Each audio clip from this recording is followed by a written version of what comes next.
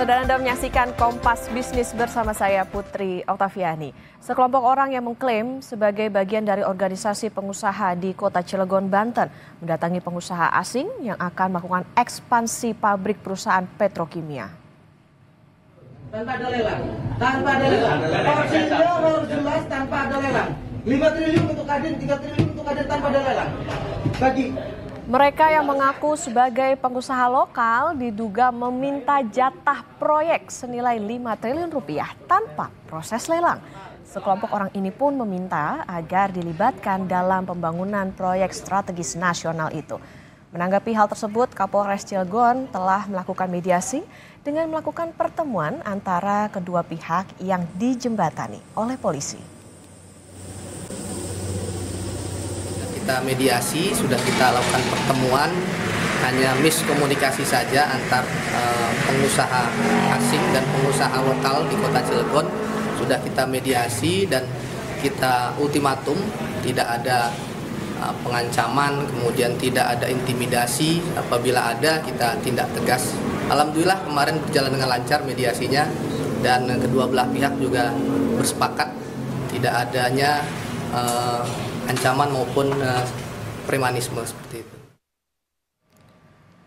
Sementara itu, Saudara, Ketua Umum Kadin Indonesia Anindya Novian Bakri menyampaikan akan mengecek sejumlah pengusaha yang diduga meminta jatah proyek pembangunan pada pengusaha asing di Cilegon.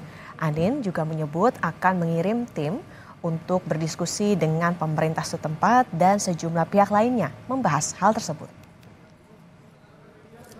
Hari Rabu ya, itu Kadin bersama Gubernur Banten atau yang diutus bersama BKPM juga penegak hukum akan melihat. Jadi kalau ada hal-hal seperti itu lebih ke arah oknum dan itu levelnya kan kabupaten kota, sehingga kita akan bekerjasama dengan provinsi dan Kadin Indonesia juga mengerahkan WKUK hukum dan organisasi untuk benar-benar kita menindaklanjuti dan menyikapi secara bijak dan cepat.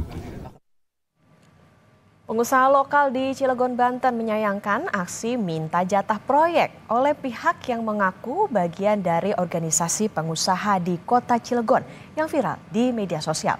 Hal ini dikhawatirkan bisa menimbulkan persepsi bahwa pengusaha di Cilegon melakukan aksi premanisme. Selain itu, aksi ini juga berpotensi mengganggu iklim investasi di Banten.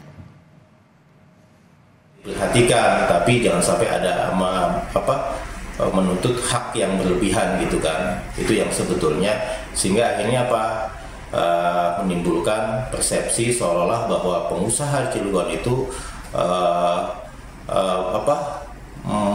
menyatakan dirinya tidak beda jauh dengan